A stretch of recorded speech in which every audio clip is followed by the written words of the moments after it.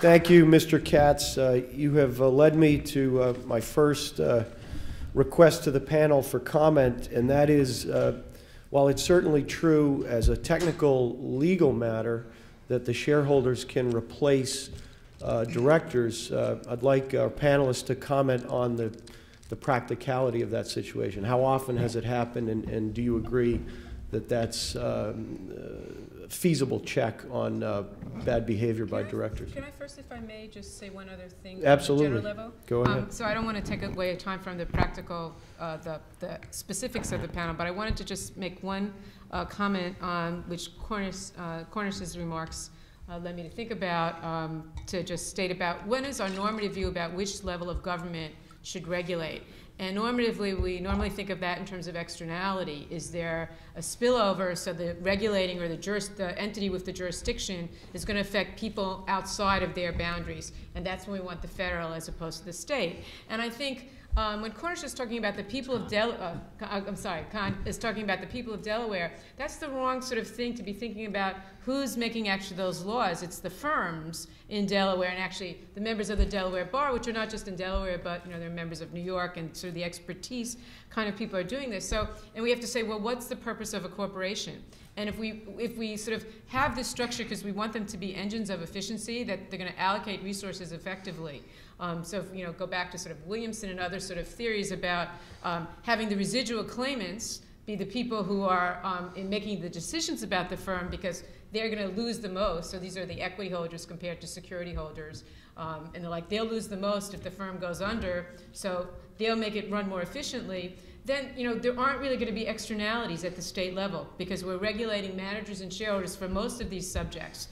That's what the concern is. I mean, there was some aspect about, we could say, well, maybe takeovers, what the managers and shareholders are doing may have some external effect about, they have plants everywhere and there may be some labor affected, so maybe that would be an argument to think about the federal level than the state level. But most of these topics are things that we think there aren't really big externalities. And so it's a little, and the other sort of point I wanted to make on this is the idea that, well, we could just talk about, let's just look at the substantive merits about a particular proposal, say on pay good, or having the shareholders have proxy access is a good thing on the merits itself. And then if the state didn't do it, the federal government's going to do it, and we should ignore the sort of level of government. I think the issue here we want to say is, or want to think about is, it's hard to do a priori say what is actually the optimal corporate governance structure.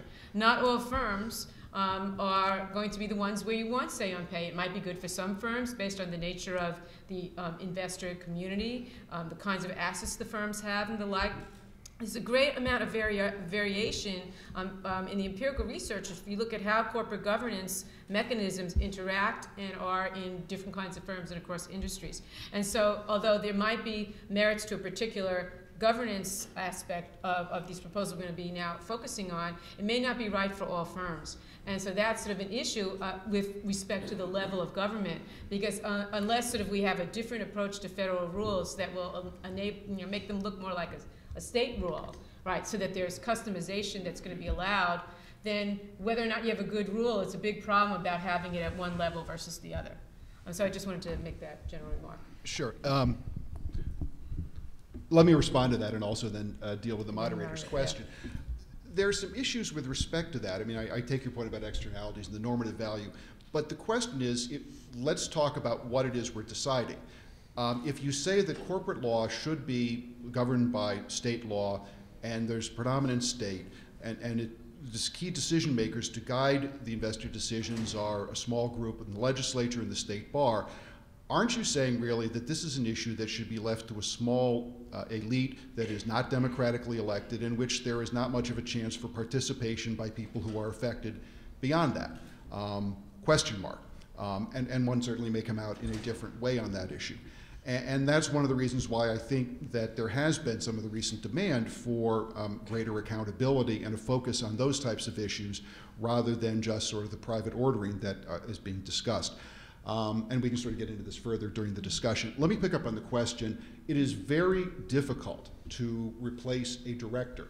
There is the right under Delaware law to remove a director, but it is very difficult to exercise because there may be is part of the series of barnacles, I submit, that have built up over state corporate law over the decades that make it very difficult for shareholders to exercise powers. For example, shareholders may not be able to remove a director except at an annual meeting or a special meeting, and they may not have the power to do so.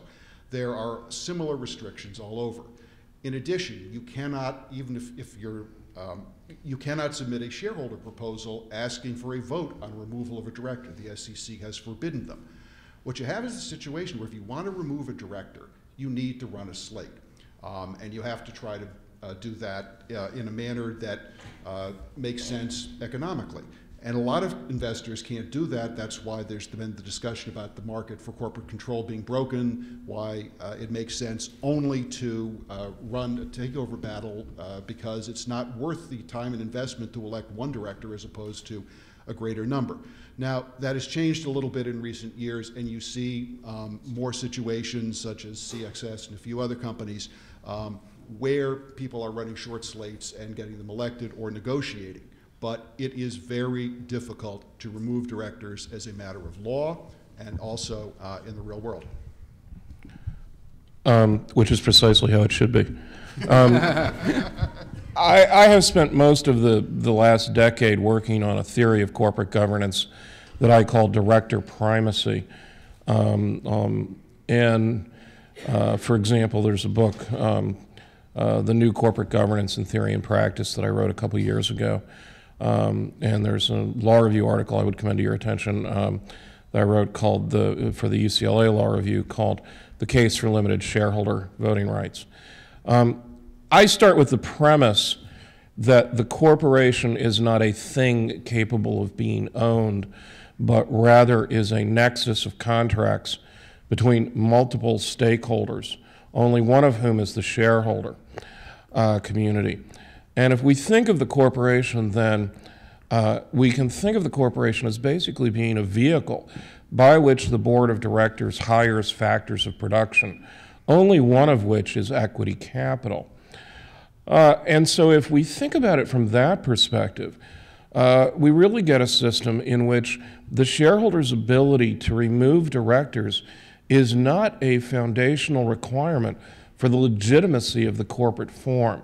And I think this is where the debate often goes awry. There is an assumption that ultimately the shareholder franchise is the foundation of the legitimacy of the corporate enterprise.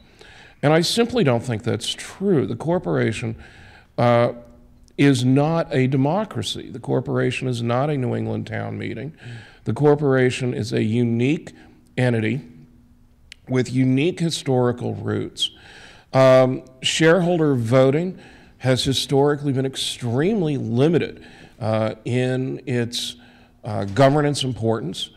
Certainly, you go back and read Burley and Means, but even before them, people like Alfred Marshall in the 1890s were writing about how ownership and control of the corporation had separated.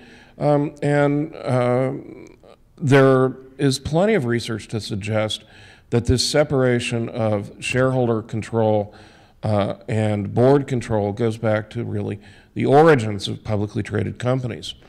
So the idea that we have to have shareholders being able to remove directors as some foundational litmus test of whether or not this is a legitimate form of business enterprise is really flawed. And I think we have to get away from that. And the problem that I have with the federal system is that I see the federal regulators as basically having been captured by shareholders, in particular by the institutional investors, who want to make a fundamental change in the nature of corporate governance. The large institutional investors, CalPERS, the unions, and so on, fundamentally misunderstand their place in the corporate governance scheme and want to fundamentally change the way corporate governance works to aggrandize power for themselves in a way that they simply have never had. And so part of what's going on here in the debate between the federal and state level is also what I think David touched on, which is the debate between a shareholder-centric and a board-centric view of corporate governance.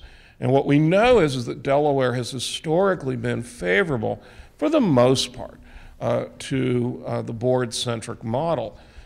We know that the feds have historically, and particularly these days, been much more favorable towards the shareholder-centric model. And so in some sense, you can't disentangle the pure federalism debate from the debate about what is the fundamental nature of corporate governance. And I think David's remarks really emphasize that. And I just want to emphasize that, I think you ask a valid question. It is really hard to remove shareholders, but I just want to emphasize that at least some of us think that's a really good thing.